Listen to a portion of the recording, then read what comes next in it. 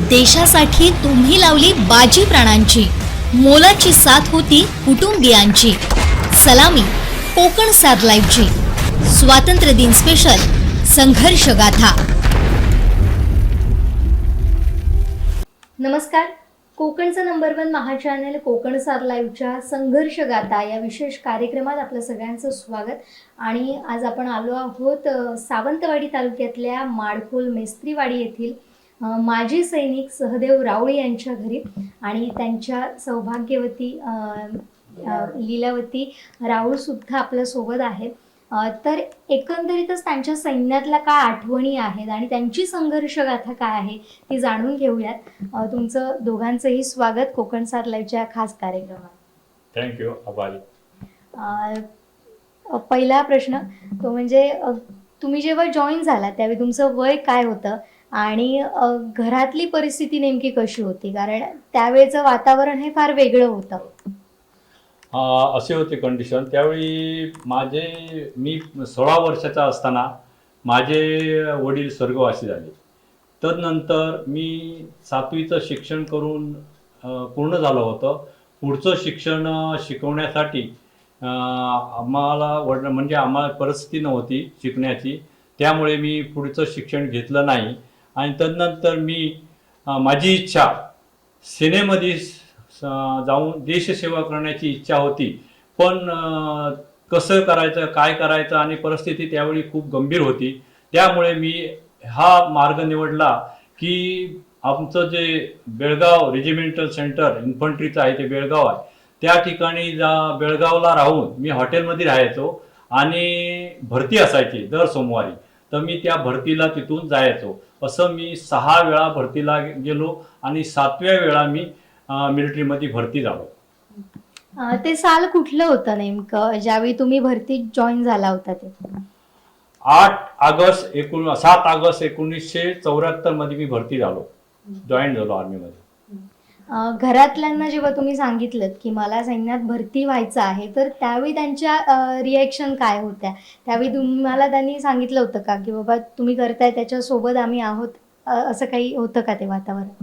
म्हणजे माझे वडील तर अगोदरच हे झालेले होते, त्यामुळे आई आमची होती, त्या आईनं आमचा फुल सपोर्ट केला। आणि माझ्या पुढची बहीण होती तिनं मला सांगितलं तू भरती हो म्हणून, आणि तिने मला सहकार्य केलं आणि मी भरती झालो। तुम्ही मगाशी बोलताना सुद्धा असं म्हटलं होतं की तुमचे वडील सुद्धा स्वातंत्र्य लढ्यात सहभागी होते, आणि त्यावेळी त्या काय आठवणी आहेत वडिलांबाबतच्या? माझे वडील सैन्यामध्ये भरती झालेले होते आर्टिलरी रेजिमेंटमध्ये। तर 16 ऑगस्ट 1947ला ते भरती झाले। तदनंतर आपली जी आर्मी आहे त्यांनी स्वातंत्र्य झाल्याच्या नंतर ज्यांना कोणाला आपलं स्वेच्छानिवृत्ती जायचे असेल ते जाऊ शकता, आणि ज्यांना राहायचे असेल तर राहू शकता। त्या पिरियडमध्ये आमचे वडील 85 दिवस सर्व्हिस केली। तदनंतर सिलसिलेवार म्हणजे जे काय प्रोसिजर असतं त्याप्रमाणे आज पण माझ्याकडे त्यांचं डिचार्ज बुक आहे। त्याने व्हेरी गुड रिमार्क लिहून म्हणजे तुम्हाला असं करून त्यांचा घरी पाठवलेलं होतं, ते डिचार्ज बुक पण माझ्याजवळ अजून आहे। तुम्ही जेव्हा सैन्यात भरती झाला त्यावेळी कशी परिस्थिती होते, म्हणजे युद्धाची परिस्थिती, म्हणजे बॉर्डरवरचं वातावरण नेमकं कसं असतं आणि तो थरार जो असतो तो नेमका काय असतो? त्यावेळी अशी परिस्थिती होती, 71ची लढाई झालेली होती आणि 71च्या लढाईमध्ये जे पकडलेले होते कैदी ते वगैरे आमचे जे युनिट नंतर ग्वाल्हेरला गेलं त्या ठिकाणी तिथं नजर कैदेत होते। त्यावेळी त्याच्यावर आमची ड्युटी होती आणि मी 74 मध्ये भरती झालो। 75 मध्ये पर्यंत ट्रेनिंग चालली बेळगाव सेंटरला, आणि तंत्र आम्ही ज्यावेळी युनिटला ग्वाल्हेरला गेलो त्या ठिकाणी ते कैदी अगोदर होते त्या ठिकाणी, त्यांना नंतर सोडलं। तुमची पोस्टिंग सतत बदलत राहायची, मग तुम्हाला कुठे कुठे पोस्टिंग मिळाली होती आणि त्यावेळच्या काही आठवणी आहेत का? काही विशेष प्रसंग असे काही घडलेत का? सर्वात पहिलं आम्ही ट्रेनिंग 74 ते 75 बेळगाव सेंटरला ट्रेनिंग केली। ती खूप खडतर ट्रेनिंग असायची। ती ट्रेनिंग पार करून सर्वात पहिली पोस्टिंग माझी ग्वालियर, ते आता सांगतो ते ग्वालियरला मध्य प्रदेशमध्ये ग्वाल्हेरला आलं. तिथं एक वर्ष म्हणजे ते पीस स्टेशन होतं. त्या ठिकाणी असे लढाईचे वगैरे काय हे नव्हतं.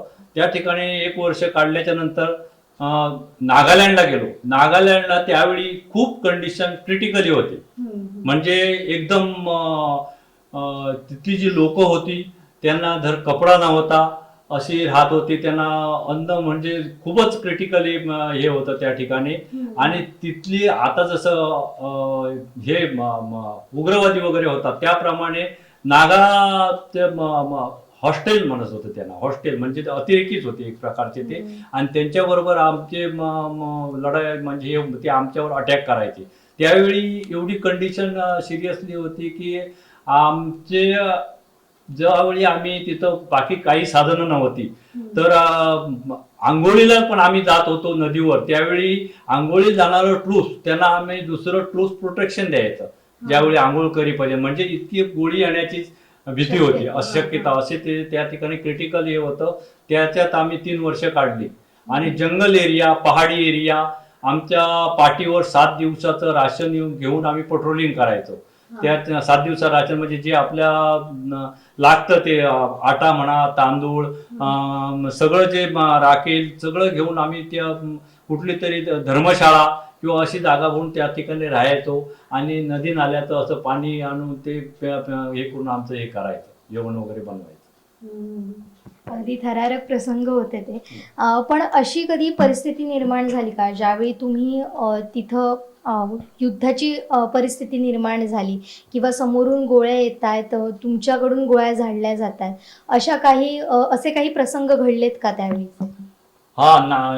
श्रीलंकेमध्ये ही घटना झालेली आहे आमच्या समोर. त्यावेळी कसे इंटरनल जे आता चाललंय त्याचप्रमाणे समोरचे म्हणजे जसं आपला चायना, पाकिस्तान हे आपले दुश्मन आहेत.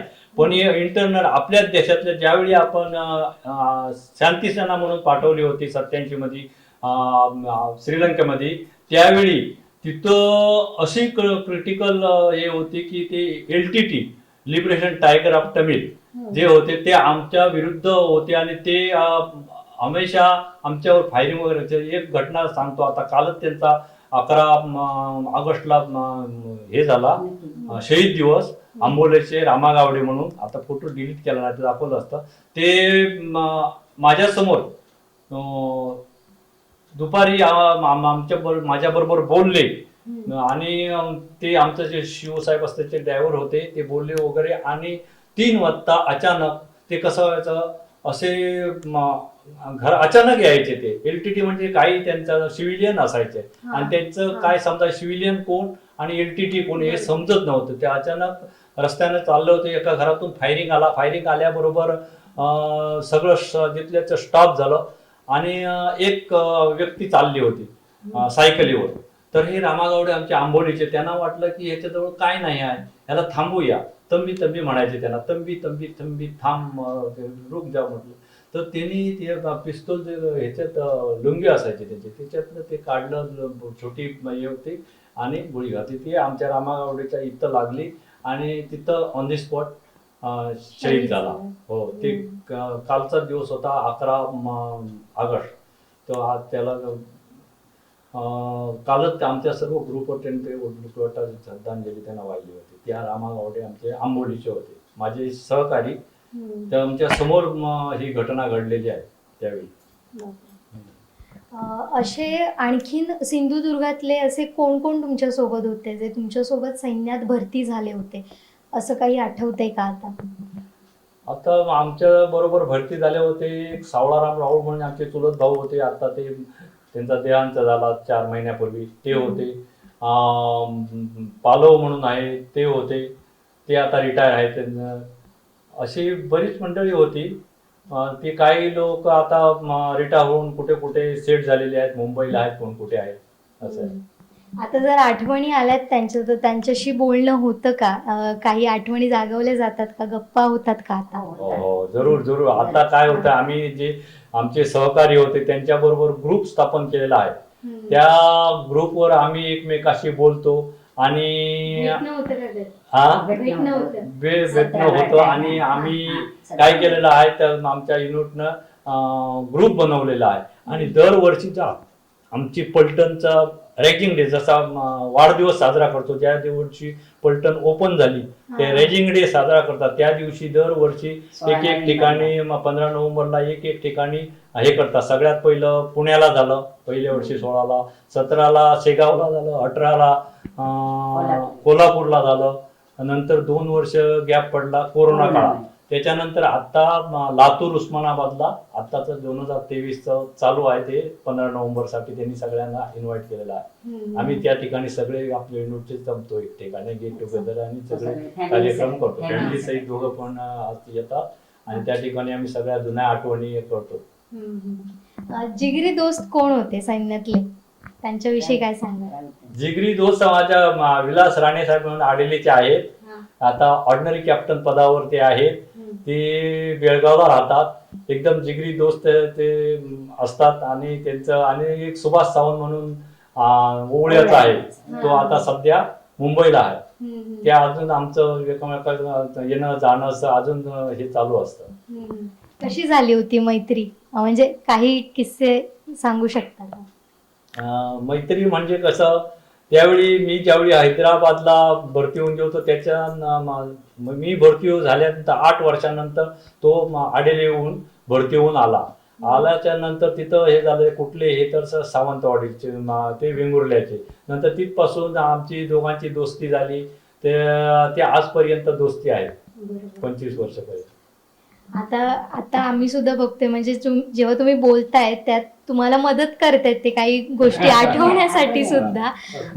पण जेव्हा तुम्ही नव्हता घरी त्यावेळी सगळी जबाबदारी खरं तर तुमच्यावर होती, सगळं काम तुम्ही घरचं बघत होता.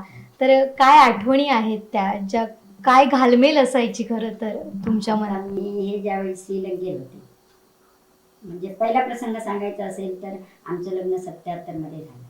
त्याच्यानंतर हे जे गेले इथून जूनमध्ये 28 मेला लग्न झालं आणि जूनच्या 15 तारीखला हे जायला गेले नावाला. ते किती कधी आले ते परत 78 मागच्या जुलैमध्ये आले सुट्टी. तोपर्यंत नवीन लग्न झालं 1 वर्ष. इथून त्यावेळी काय फोनाची हे नव्हते, पत्र लिहून पाठवायचं. 15 दिवसांनी कुठे महिन्याने त्यांचं मला यायचं माझं त्यांना यायचं. असं पहिलं वैवाहिक जीवन पहिलं असं गेलं. त्याच्यानंतर काय झालं आम्हाला मुलगा झाला पहिला मुलगा झाला. तरी पण हे काय म्हणतात ते ज्यावेळी आले मुलगा रचला आणि तो 6 महिन्याचा झाल्यावर परत सुट्टीवर आले. म्हणजे सगळी जबाबदारी माझी सासू होती, 2 नंदा होत्या, त्यांची पण लग्न करायची होती. तर त्या अक्षरशः त्या बहिणीच्या लग्नाला पण हे हजर नाही. 2 बहिणीचे लग्न झाले. माझे वडील नाही पण माझ्यावर जबाबदारी होती. पण 2 बहिणीच्या लग्नाला मी येऊ शकलो नाही. 3च लग्न केलं. आणि ते माझी सगळी त्यावेळीची जबाबदारी तुम्ही घेतलेली. मुलांचं आजारपण, मुलांच्या शाळेत जायचं, कुठे काय त्यांचा दाखला आणायचा, काय करायचं, ही जबाबदारी त्यावेळी माझ्यावर. आणि मला तर त्यावेळी वाटत होतं अक्षरशः मला असं वाटायचं काय करायचं आता. पण आपण खंबीर राहायचं. आपला नवरा देशासाठी लढतो, मग आपण पण खंबीरपणे हे सगळं सहन करायचं अशी माझी इच्छा होती. आणि मग मी यांच्याबरोबर हैदराबादला गेले. मुलगा 6 वर्षाचा होता. मग हैदराबादला जाऊन यांची ती पळापळ बघून असं वाटायचं काय किती या फौजी लोकांना त्रास असतो. लहान बाळाला घेऊन गेलो तरी यांना टाईम नाही दिला खेळवायला, कुठे फिरायला कधीच टाईम नसायचा. सकाळी पिटीला जायचे, परत यायचे, परत जायचे, 2:30 वाजता यायचे, परत जायचे, परत रोडकलला जायचे 7 वाजता. मग मी तिथे राहिले थोडे दिवसा आणि मग मी घरी आले. त्याच्यानंतर परत मी मुलगी झाली मागे, मोठ्या मुलाच्या मागे मुलगी झाली. तर माझी सासू आणि नणंद होती घरी. तर त्या एक वेळी मी ते मुलांना इथे ठेवून माझ्या सासूकडे आणि नंदेकडे मी परत एक वेळी त्रिवेंद्रला गेले छोट्या मुलाला घेऊन. आणि 90 मध्ये ज्यावेळी श्रीलंकेला गेले होते तेव्हा असं वाटलं होतं काय भगवंतावर विश्वास होता माझा. त्यावेळी TV वर बातम्या बघायचे. ज्यावेळी ते लोक बोटीत बसून मागे सरली, अन्न गोड लागायचं नाही, झोप नाही, जाऊन पत्र तरी कुठे पाठवणार. इकडे पोस्ट होतं, 4-8 दिवसांनी कामावर लक्ष नाही, जाऊन पोस्टमन येऊन गेला की परत मनात खंत कसे आहेत काय करतात. आणि ज्यावेळी ते अक्षरशः बघितलं होतं ना हैदराबादला कशी येते ह्या असते ते, आणि अक्षरशः वाटायचं आता काय होतं काय करणार, पण ती देशसेवा करताना ह्याच्यातच मला खूप अभिमान होता. आणि मी एक वीर पत्नी सैनिक पत्नी म्हणून मला त्याचा अजून मला त्याचा अभिमान आहे. आणि देशासाठी असंच करावे.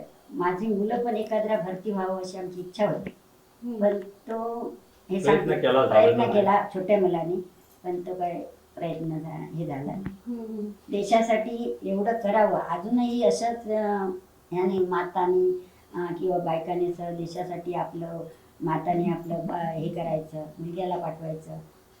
बायकाने आपल्या कुठेही असला कुठे आता कुठे कुठे अरुणाचलला गेले तिथे तरी दाखवायचे बर्फ असं आहे तसं आहे सांगायचं ना सुट्टीवर आले की. बरोबर. मग तेव्हा अक्षरशः असं वाटायचं काय भगवंता हे आहे करणे, पण ते देशावर सीमेवर आहे म्हणून आम्ही ते चांगली झोपतो. बरोबर.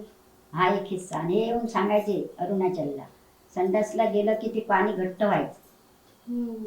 महिन्यात एवढं- जायचं. हा एवढा बर्फ अरुणाचल असे सांगायचे किस्से. ते सगळे किस्से ऐकून आणि मग कसं वाटायचं काय असू दे अजून की ह्याच्यापेक्षा सेवा अजून पण माझी इच्छा होती आणि ह्यांची पण इच्छा होती. मग आपल्या घरच्या प्रॉब्लेममुळे आई रोज रोज आजारी पडायला लागली काय आणि ह्यांच्या काय मनात भरलं तर मग ह्यांनी पुढचं प्रमोशन घेतलं नाही. पण माझी इच्छा होती ह्यांनी पुढचं प्रमोशन घ्यायचं. लग्न मी करून झाली माझी 2 नंदांची माझ्या दिरानी सगळ्या माझ्या नातेवाईकांनी करून लग्न केली, मुलांना शाळेत पाठवलं, सगळं झालेलं. पण नंतर ह्यांच्या त्या आईसाठी काय आणि घरच्या ह्याच्यासाठी हे झालं आणि यांनी पुढचं प्रमोशन रद्द करून हे रिटायर होऊन 94 मध्ये आले. खरं तर तुमच्यासारख्या पत्नींमुळे असे वीर जवान घडत असतात आणि तुमच्या त्यागामुळे असेल किंवा तुमच्या संघर्षामुळे आम्ही इथं सुरक्षित राहतो ही खरीच मोठी गोष्ट आहे. आणि आमच्यासाठी तुम्ही सगळेजण अभिमान तुमच्याविषयी वाटतं आणि एक आम्हाला. किस्सा सांगते. असं आहे आपली नाती जवळची नाती ना एवढी आपणाला प्यारी नाही, पण हे फौजीचे भाई आहेत ना एकमेकांना एवढा जीव लावतात.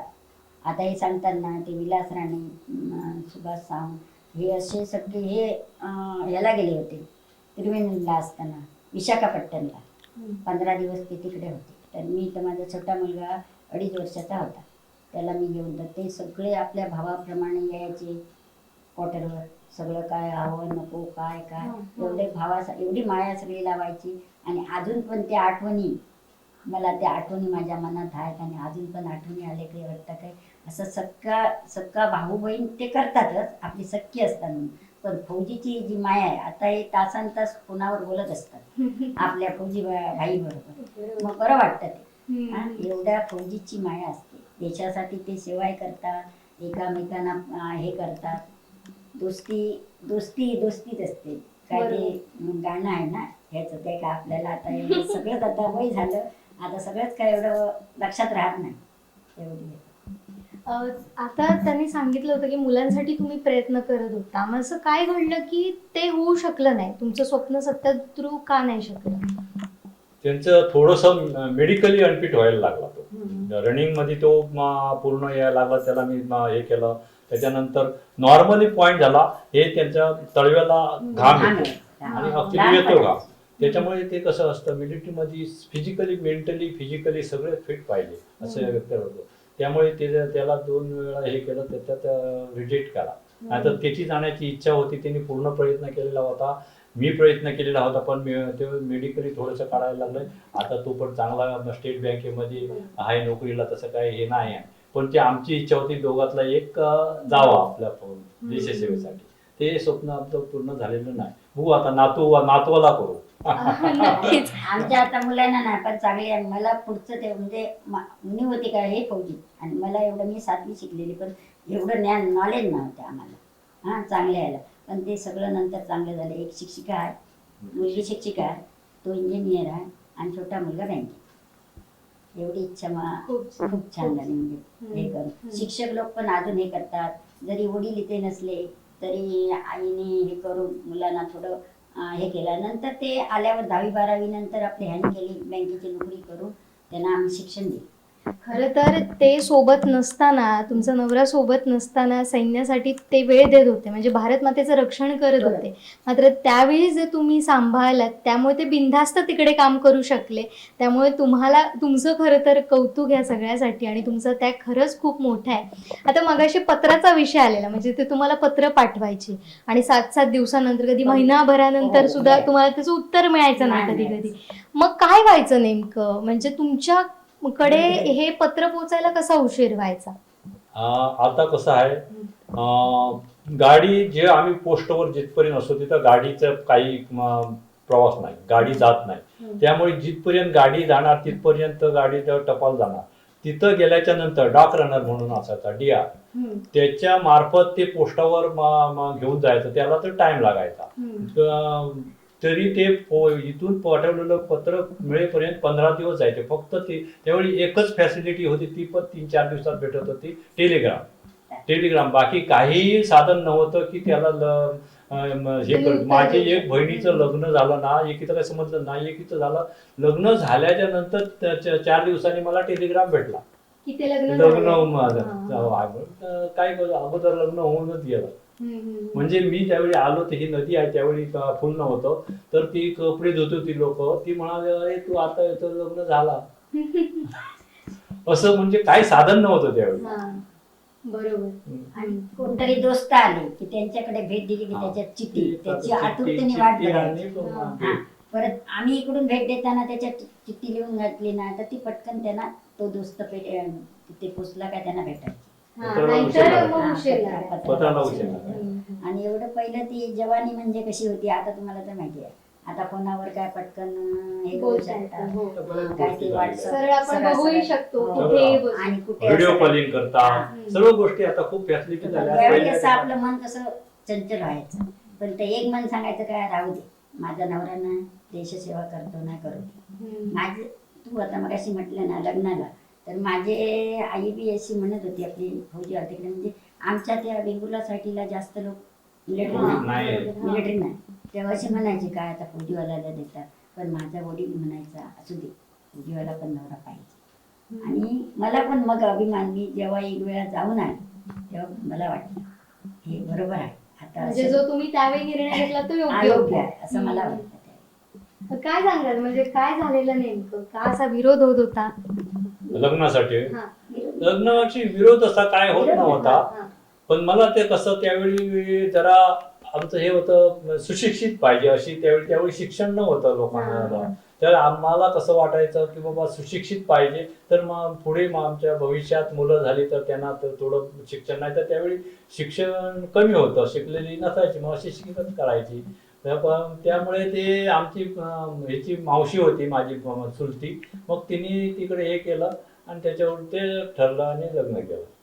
त्यावेळी काही जास्त शिक्षण नव्हतं, आमची गरिबी होती, 7वी शिकली सगळीकडेच कोणाचं शिक्षण नव्हतं. शिकली होती.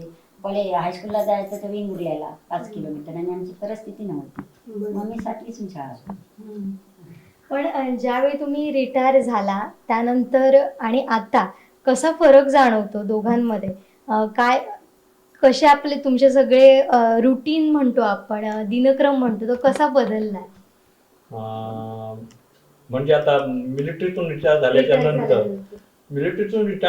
नंतर असं असतं, एक फौजी माणूस जो असतो ते जे रुटीन त्यांचं बसलेलं असतं त्याच्यामध्ये तो शक्यतो फरक बदल करत नाही. ती जी आपली डिसिप्लिन आहे, वागणं, चालणं, फिरणं, खाणं, सगळ्या ज्या गोष्टी आहेत त्याच्यात आजही मी सकाळी 6च्या नंतर कधी आजारी असलो तरच, नाही तर 6च्या नंतर मध्ये काम असू दे नसू दे, पण 6च्या नंतर कधी झोपलेलं भेटणार नाही. हे आमचे रुटीन चालू आहे आणि ते आमचं रुटीन चालू ठेवतो आम्ही. त्यामुळे मेंटली हे राहतात, फिट राहतात. आता काय फरक जाणवतोय, म्हणजे तुम्ही ज्यावेळी ट्रेनिंग घेत होतात किंवा तुम्ही ज्यावेळी सेवा करत होतात, सैन्यात होतात, त्यावेळी कसा बदल झाला आणि आत्ता तुम्हाला काय बदल वाटतो या सगळ्या देशातच, किंवा या ज्या आपल्या युद्धाच्या सगळ्या सामग्री आहेत त्यात कसा बदल जाणवतो? त्यावेळीची परिस्थिती आता सगळीकडे नॅचरली झालेलं आहे. जो शिक्षण विभागात म्हटलं तर त्यावेळी जर पेनाने लिहित होत्या, हे झालं, लॅपटॉप निघालं, सगळं हे निघालं. त्याचप्रमाणे सैन्यामध्ये सुद्धा खूप प्रगती झालेली आहे. सांगायचं म्हणजे आता ज्यावेळी आम्ही नागालँडला होतो त्यावेळी 5 दिवस लागायचे यायला आम्हाला, आणि त्यावेळी अशी काही सुविधा नव्हती, म्हणजे एवढं दुर्लक्षितच होतं, आर्मीकडे एवढं लक्ष नव्हतं. तर आम्हाला जनरलचं तिकीट मिळायचं, जनरल डब्याचं. तर जनरल डब्याचं फुल भरायचा आणि आम्हाला मग बसायला जागा नसायची. तर मग आम्ही संडासच्या बाजूला कुठेतरी जो स्पेस असतो तिथं आमचा बॉक्स ठेवायचो आणि तिथं बसून 5 दिवस येईपर्यंत आमचे पाय सुजलेले असायचे. आम्हाला त्यावेळी काय फॅसला, आज तर काय कंडिशन, आता जे येतात आमचे म्हणून त्यांना विचारतो तर त्यांना 2 सुविधा केलेल्या आहेत. एक तर त्यांचं 1 महिना अगोदर रिझर्वेशन करतात एसीचं किंवा स्लीपरचं, ते येतात, किंवा 50% कन्सेशन प्लेन येऊ शकतात. म्हणजे खूप बदल झालेला आहे त्यावेळीचा. त्यावेळी आम्ही 5 दिवस अक्षरशः यायचो, त्यावेळी आमचे पाय सुजलेले असायचे बसून बसून. किती 5 दिवसाचा प्रवास. त्यावेळीच्या ह्याच्यात सांगते, कपडे पण आता त्यावेळीचे ना कॉटनचे कपडे असायचे आणि ते कपडे त्याला गंजी करायचे आणि ताट राहायला, आणि ते खाटी होते ना हे रशीचे, हे आपल्या रशी असतात बघा कात्याच्या, त्या रशीवर घालून ते घासावे लागत होते. त्यांना टाइम कुठे हैदराबादला गेले तेव्हा आम्ही दिसतात, आणि ते कडवायची, कडून ती गंजी एवढी करायची आणि ते घासून ते कपडे टाईट झाले पाहिजे, मग इस्त्रीला द्यायचे आणि ते कपड्यांना परत ते हे करून टाईट करून हे करायचे. तर आता ते कपडे त्यांना हे तेरीकोटचे, आता एवढं काय ते तो एक त्यांच्या म्हणजे असं काय खूप बदल झालेले. आता पोरं येतात, आता फौजी ते सांगतात ना, आणि आमच्या त्यावेळीच्या आठवणी आता माझ्या मागच्या आता जातात बरोबर, त्या पण आता त्यांचे हे घेतो ना त्याच्यात, आणि त्यावेळीच्यात आणि आता हा एक पण फरक झालेला. आम्ही त्यावेळी कसं पैसे घरी पाठवायचे, फॅमिली अलॉटमेंट करायचं, म्हणजे रेकॉर्ड, बाकी काय साधन नव्हतं, रेकॉर्डकडे पाठवायचं, रेकॉर्ड ते पैसे तिथून घरी पाठवायचे, तिथून त्यांच्याकडे यायचे, ते तिथून मनी ऑर्डर करून घरी पाठवायचे, म्हणजे याच्यामध्ये महिना जायचा. आणि आता कसं झालेलं आहे, एक मिसेसकडे ATM कार्ड आहे, एक पुरुषाजवळ ATM कार्ड आहे, व्हॉट्सअपवर ते समोरासमोर बोलतायत, म्हणजे खूप सुविधा झालेल्या आहेत आता. तुमच्या प्रश्नाचं उत्तर आहे पहिल्यात आणि आता फरक आहे. बरोबर. शेवटचा प्रश्न, खरं तर काय सल्ला द्याल नवीन पिढीतील जे आता तरुण आपले सैन्यात येऊ इच्छितात किंवा जे आलेले आहेत, तर त्यांना तुम्ही काय मार्गदर्शन कराल? माझ्या मते आता जे आजच्या कंडिशनला जी नवीन जनरेशन आहे त्यांनी सैन्यामध्ये गेलं पाहिजे. सैन्यासारखी म्हणजे बाकी तुम्ही पैसा, प्रसिद्धी सर्व कमवू शकता, पण हे तुम्ही जे आज आम्हाला सैनिक म्हणून जे हे देता, मान देता, तो मिळणार नाही. त्यासाठी आजच्या पिढीने ते सैन्यामध्ये गेलं पाहिजे आणि सैनिक देशाची सेवा केली पाहिजे. पण आजची जी एकंदर पिढी बघितली तर 2 गोष्टीमुळे मागे राहते. एक तर एक बंधनात राहावं लागतं, हे त्यांना पसंत नाही आजच्या पिढीला. काही बंधनं असतात, मिलिटरीत गेल्याच्या नंतर बंधनं त्यांना हे नाही, आणि फिजिकली कमजोर पडतात. फिजिकली आजची जी पिढी आहे ती जास्त फिजिकली कमी फिटफेट नाही आहे. आता टेक्निकली सगळ्या गोष्टी आहे, मी मान्य करतो, पण काही गोष्टी अशा आहेत ज्यावेळी ते टेक्निकली बंद पडलं तर ही पण तयारी पाहिजे की फिजिकली करण्याची तयारी पाहिजे. म्हणून तिने फिजिकली फिट राहायला पाहिजे. त्याच्या ती एवढी तयारी नाही. या 2 गोष्टीमुळे आजची पिढी ते नाकारते असं माझं मत आहे. तर तिने जायला पाहिजे असं माझं स्वतःचं मत आहे. नक्कीच.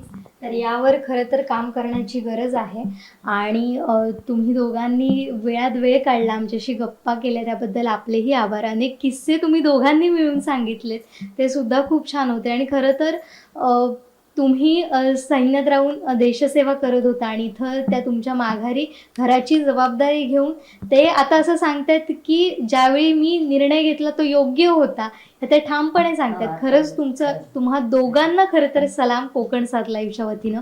तर हे होते माजी सैनिक सहदेव राऊळ. त्यांनी त्यांची संघर्ष गाथा ही आपल्यासमोर ठेवलेली आहे आणि त्यांचा आदर्श घेण्याची आदर्श घेणं हे आपलं काम आहे, आपलं कर्तव्य आहे. कॅमेरामन प्रसाद कदमसह जुईली पांगम, कोकणसार लाईव्ह, सावंतवाडी.